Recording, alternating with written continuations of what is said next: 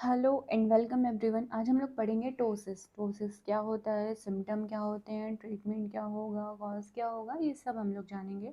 ठीक है, तो सबसे पहले हम लोग देखते हैं इंट्रोडक्शन। तो टोसिस जो होता है उसे हम लोग ब्लेफारोप्टोसिस के नाम से भी जानते हैं। टोसिस सिंपली अगर समझा जाए तो टोसिस क्या होता है। टोसिस होता है अपर आईलिड का ड्रूप करना, यानी कि drooping or falling of the upper eyelid को हम क्या कहते हैं, टोसिस कहते हैं। ये जो है ड्रूपिंग ऑफ द आईलिड या falling of the upper eyelid, ये किसी एक आंख में भी हो सकता है या दोनों में भी हो सकता है। तो ptosis also known as blepharoptosis. Ptosis is a drooping or falling of the upper eyelid of one or both eyes. ठीक है, टोसिस कैन बी कॉन्जेनाइटल, यानी कि बाय बर्थ हो सकता है, जो कि बर्थ के साथ प्रेजेंट है, और come about due to an injury, किसी इंजरी की वजह से, या कोई डिफिशियंसी हुई है, कोई एजिंग प्रोसेस में कॉमनली ये हमें देखने को मिलता है, या कोई इंजरी हुई है या कोई डिसीज कंडीशन है, तब भी हमें ये टोसिस देखने को मिलेगा किसी किसी डिसीज कंडीशन में। और कॉन्जेनाइटल भी ये रेयर देखने को मिलता है, ऐसा नहीं होता कि हमेशा कॉन्जेनाइटल ही देखने को मिले, बट ये हो सकता है कॉन्जेनाइटल, यानी कि कॉन्जेनाइटल और एक्वायर्ड दोनों कंडीशन में टोसिस देखने को मिल सकता है हमें। ठीक है,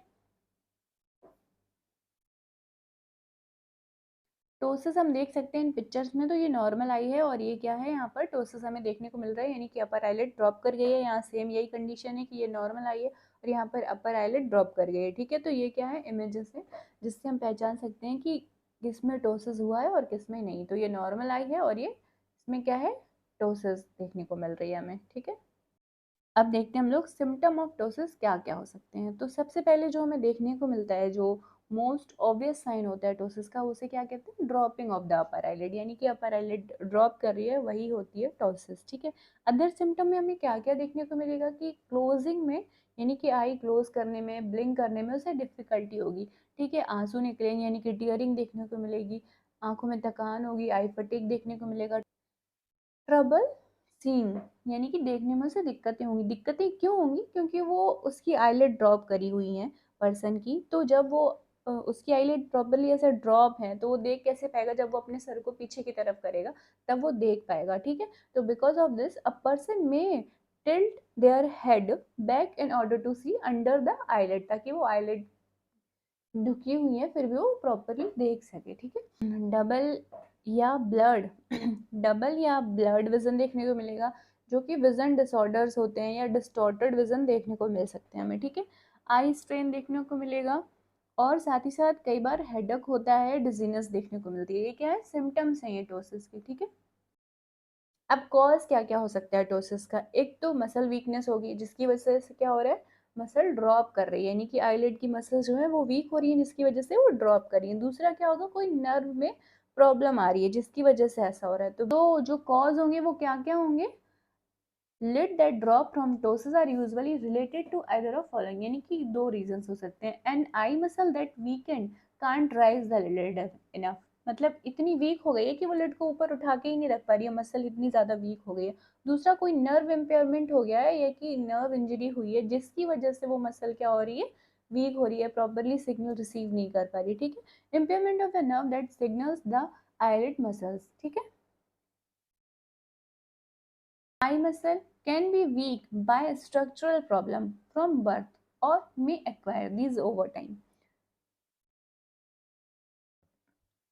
आई मसल जो वीक हो रही हैं तो वो कॉन्जेनाइटल भी वीकनेस देखने को मिल सकती है कई बार, कि कोई स्ट्रक्चरल प्रॉब्लम है, प्रॉपरली कुछ बन नहीं पाया है, या कोई ऐसा मेल फंक्शनिंग है, मेल फॉर्मेशन है। ठीक है, या कुछ इंजरी बाद में हुई जिसकी वजह से वो ऐसी कंडीशंस डेवलप हो गई।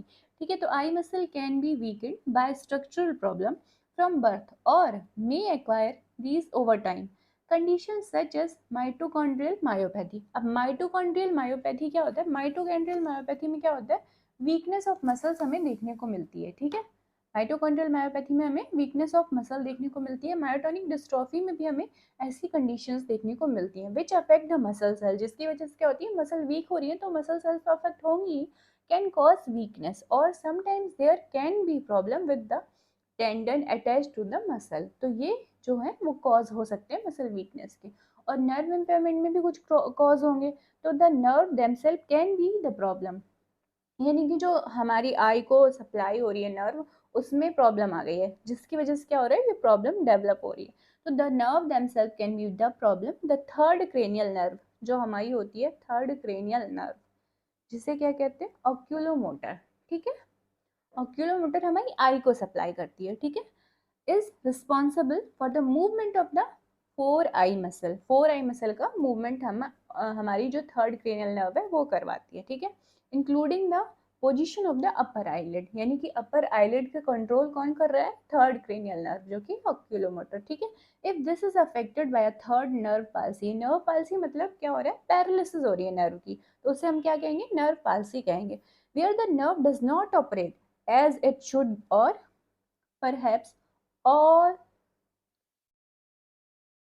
where the nerve does not operate as it should or perhaps at all, मतलब जैसा ऑपरेट होना चाहिए वैसा प्रॉपरली वो ऑपरेट नहीं हो पा रही, देन द आईलिड में ड्रॉप और क्लोज कंप्लीटली, इसकी वजह से आईलिड ड्रॉप हो रही है और क्लोज हो रही है। तो ये क्या हो गया, नर्व इम्पेयरमेंट की तो ये क्या हो गया, नर्व इम्पेयरमेंट की कंडीशन, यानी कि थर्ड क्रेनियल नर्व रिस्पॉन्सिबल होगी dropping of the upper eyelid के लिए, ठीक है। और आई मसल की वीकनेस बाय बर्थ हो सकती है, स्ट्रक्चरली हो सकती है या एक्वायर्ड हो सकती है, ठीक है। तो ये और समझा हम लोगों ने टोसिस को। अब हम लोग टाइप ऑफ द टोसिस पढ़ेंगे, ठीक है। There can be several different type of ptosis with varying reason, मतलब टोसिस का रीजन वेरी करेगा, ठीक है। Levator muscles is not functioning properly, this can include, यानी कि जो हमारी अपर आईलिड की मसल है वो प्रॉपर फंक्शन नहीं होगी तब टोसिस की कंडीशन इंक्लूड होगी। तो इसमें हम लोग 6 टाइप पढ़ेंगे, congenital, aponeurotic, neurogenic, myogenic, mechanical और ट्रोमेटिक टोसिस, ठीक है। तो सबसे पहले देखते हैं कॉन्जेनाइटल। कॉन्जेनाइटल में क्या होता है, where the levator muscle does not fully develop during pregnancy, यानी कि बाय बर्थ ही वो प्रॉपरली डेवलप नहीं हो पाई जिसकी वजह से टोसिस हो रही है। एपोन्यूरोटिक टोसिस में क्या होता है, involving over stretching of the levator muscle often due to aging, eye rubbing और आई पुलिंग। ज़्यादातर हमें ये टोसिस की कंडीशन एजिंग में देखने को मिलती है, ठीक है। उसके साथ साथ कुछ डिसीज कंडीशन में भी देखने को मिलती है। फ्रॉम कॉन्टेक्ट लेंसेज की वजह से भी कई बार ये आई रबिंग और आई पुलिंग में दिक्कत होती है, तो ओवर स्ट्रेचिंग की वजह से टोसिस डेवलप हो जाती है, ठीक है। सिंपल इरिटेशन की वजह से भी ऐसा कई बार होता है।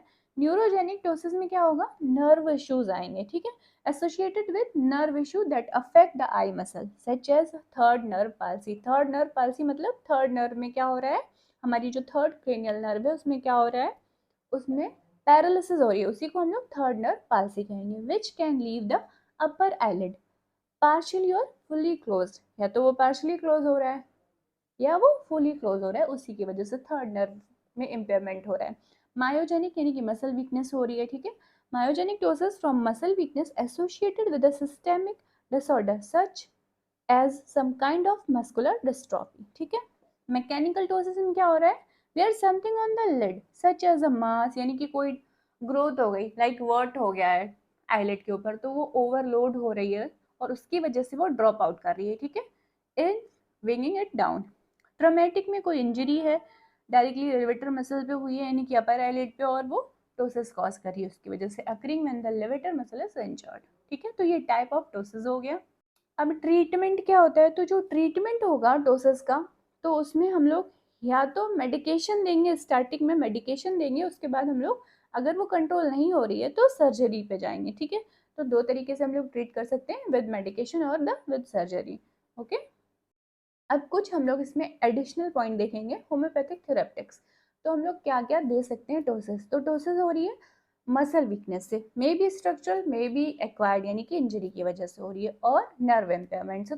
तो जो भी मेडिसिन मसल वीकनेस या मसल पैरालिसिस में यूज़ होंगी हम वो देंगे, और नर्व इम्पेयरमेंट के लिए जो यूज़ होंगी तो सबसे ज़्यादा बेस्ट यूज़ किया जाता है कॉस्टिकम, क्योंकि ये सिंगल पार्ट यानी सिंगल मसल में पैरालिसिस होती है तब हम कॉस्टिकम यूज़ करते हैं। साथ ही साथ जेलसीमियम, तो यहाँ पर great heaviness of the eyelid देखने को मिलेगी, can not keep them open, और उसे ओपन नहीं रख पाएगा, तो ये कंडीशन हमें टोसिस में भी देखने को मिलती है, तो हम उसको भी टोसिस में जेलसीमियम को भी दे सकते हैं। साथ ही साथ ग्रेफाइटिस और सीपिया हमें देखने को मिलती है अकॉर्डिंग टू द केस, ठीक है। तो उसके अकॉर्डिंग हम पहले तो केस टेकिंग करेंगे, उसके अकॉर्डिंग हम अपनी मेडिसिन सजेस्ट करेंगे, ठीक है। तो ये था हमारा आज का लेक्चर, कंप्लीट हुआ। Thanks for watching, take care and bye bye.